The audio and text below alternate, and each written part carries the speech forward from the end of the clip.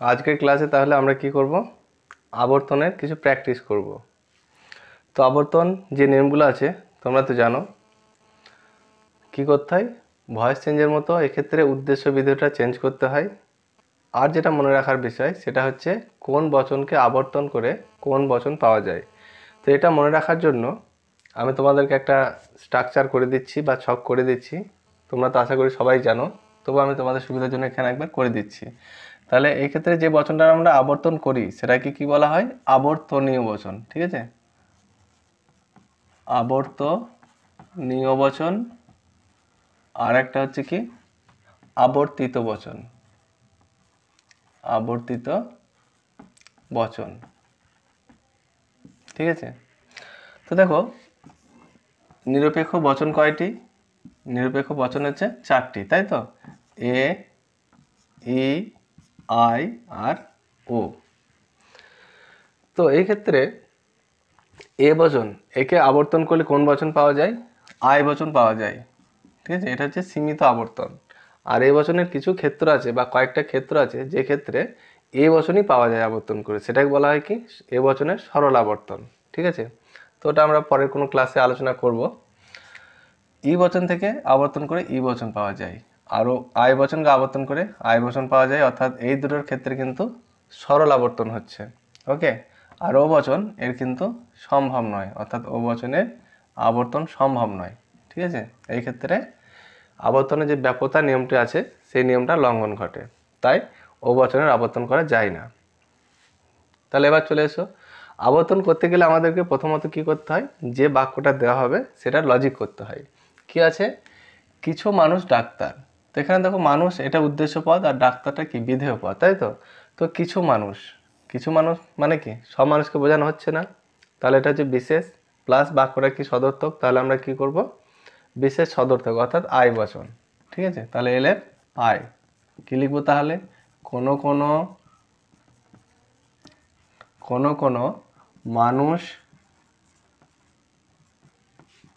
হয় ডাক্তার। ঠিক আছে, উদ্দেশ্যবিধি চেঞ্জ করব কখন, লজিক করার সময় কিন্তু নয়, চেঞ্জ করব লজিক থেকে যখন আমরা আবর্তন করব। ঠিক আছে, তো এবার আমরা আবর্তনটা করব। এক্ষেত্রে উদ্দেশ্যপদ কোনটা আছে, মানুষটা, আর ডাক্তার হচ্ছে বিধেয় পদ। ঠিক আছে, তো এখানে দেখো আমি লিখেছি আবর্তন। এখানে তোমরা লিখতে পারো আবর্তন করে পাই, আবর্তিত বচন, এই সমস্ত কথাগুলো লিখতে পারো। তো আবর্তন কথাটা আমি লিখেছি। এবার কি লিখবো তাহলে, আই বচন থেকে আবর্তন করে কোনটা পাওয়া যায়, কি লেখা আছে, আই। আই থেকে আই আসছে, তাই তো? তো আমরা লিখবো আই বচন। আর এক্ষেত্রে কী হবে, উদ্দেশ্য বিধেয়টা চেঞ্জ হবে ভয়েস চেঞ্জের মতো। ঠিক আছে, ডাক্তারটা উদ্দেশ্য জায়গায় আসবে আর মানুষটা বিধেয়ের জায়গাতে যাবে। তাহলে কি লিখবো, কোনো কোনো ডাক্তার হয় মানুষ। এটা হয়ে গেল কি, আবর্তন। ঠিক আছে, এবার দেখো দ্বিতীয় যেটা আছে, সাদা কাক নেই। সাদা কাক নেই অর্থাৎ কি, সাদা রঙের কাক নেই, এটা সার্বিকভাবে অস্বীকার করা হচ্ছে। তাহলে কি হবে, সার্বিক নঙর্থক বা সামান্য নঙর্থক অর্থাৎ ই বচন। ঠিক আছে, তাহলে কি লিখব, কোনো কাক নয় সাদা বর্ণের প্রাণী। বা এখানে পাখিও লিখতে পারো, কাক তো পাখির মধ্যে পড়ছে, আচ্ছা পাখি লিখলাম। হ্যাঁ, প্রাণী লিখলেও লেখা যাবে, কোনো অসুবিধা নেই। তো এটা আমরা লজিক পেলাম। তো লজিক করার পর কি করব, আমরা এখানে লিখব কি, আবর্তন করে পাই বা আবর্তিত বচন। ঠিক আছে, তাহলে কি আছে, উদ্দেশ্য পদ কাক, তাই তো? আর বিধেয় পদ সাদা বর্ণের পাখি বা সাদা বর্ণের প্রাণী, এটা বিধেয় পদ। চেঞ্জ করতে হবে। আর এই বচনকে আবর্তন করে কি পাওয়া যাচ্ছে, ই থেকে ই পাওয়া যাচ্ছে। তাহলে কি লিখবো, এই বচনেই রাখবো। তাহলে লিখবো কোনো, বিধেয়টা উদ্দেশ্য জায়গায় চলে আসবে। তাহলে সাদা বর্ণের পাখি নয়, সাদা বর্ণের পাখি নয় কাক। তাহলে হয়ে গেল কি, আবর্তন হয়ে গেল, ই বচনের আবর্তন ই বচন। এবার আসছি দেখো 3 নম্বরে যেটা আছে, অনেক ফুল লাল নয়। অনেক ফুল মানে কি? অনেক ফুল বলতে সব ফুলকে বোঝানো হচ্ছে না, কিছু ফুল বাদ পড়ে যাচ্ছে, তাহলে বিশেষ আর কি আছে? নয়। তাহলে বিশেষ নমর্থক মানে হচ্ছে ও বচন, তাই তো? কি লিখবো তাহলে? কোনো কোনো ফুল নয় লাল। কোনো কোনো ফুল নয় লাল বা লাল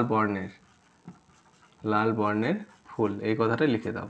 না হলে আমরা যখন আবর্তন করতে যাব তখন উদ্দেশ্য জায়গাতে শুধু লাল লিখলে শুনতে খারাপ লাগবে। আচ্ছা, আবর্তন করে পাই কি হবে? ও বচনের কি আসছে? ক্রস দেওয়া আছে, তাই তো? ও বচনে তাহলে আবর্তন সম্ভব নয়। তো এই ক্ষেত্রে আমরা কি লিখব? এই ক্ষেত্রে আমরা এই যে আবর্তন কথাটা লিখব বা আবর্তন করে পাই এটা লিখতে পারি, অথবা আবর্তিত বচন বলেও লিখতে পারি। এইটা লেখার পর আমরা লিখব যে ও বচনের আবর্তন সম্ভব নয়। এক্ষেত্রে ওটা সিঙ্গেল কোটেশনের মধ্যে থাকবে, ও বচনের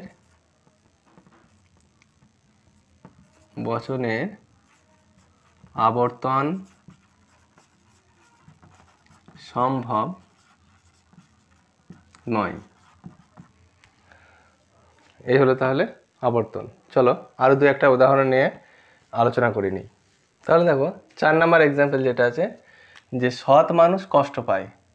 তো এখানে দেখো পরিমাণটা কিন্তু দেওয়া নেই, তাই তো? তো আমাদেরকে বাস্তব অভিজ্ঞতাকে কাজে লাগাতে হবে লজিক করার জন্য।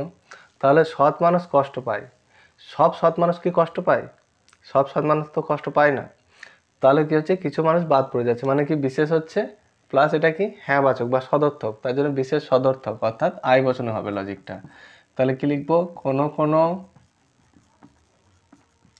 কোনো সৎ ব্যক্তি, এখানে মানুষ আছে, ব্যক্তি লিখলে কোনো সমস্যা নেই, ব্যক্তি লেখো।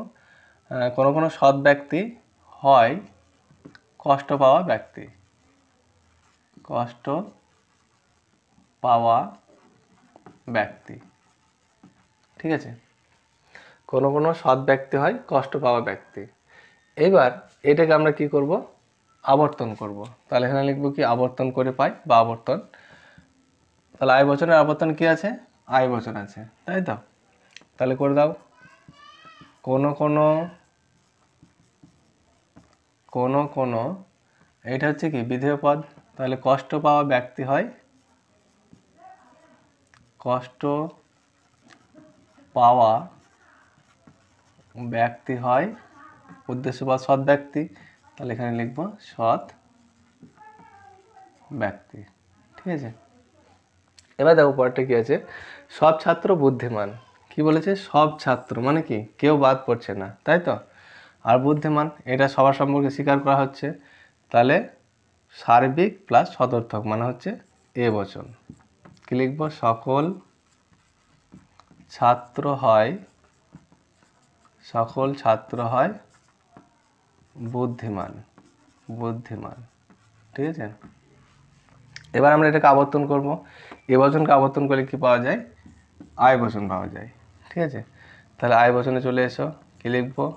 স্ট্রাকচার হচ্ছে প্রথমে কোনো পরিমাণক, ঠিক আছে? কোনো, তারপর উদ্দেশ্য বিধেয় চেঞ্জ হবে। তাহলে কি হবে? বুদ্ধিমান, তাই তো?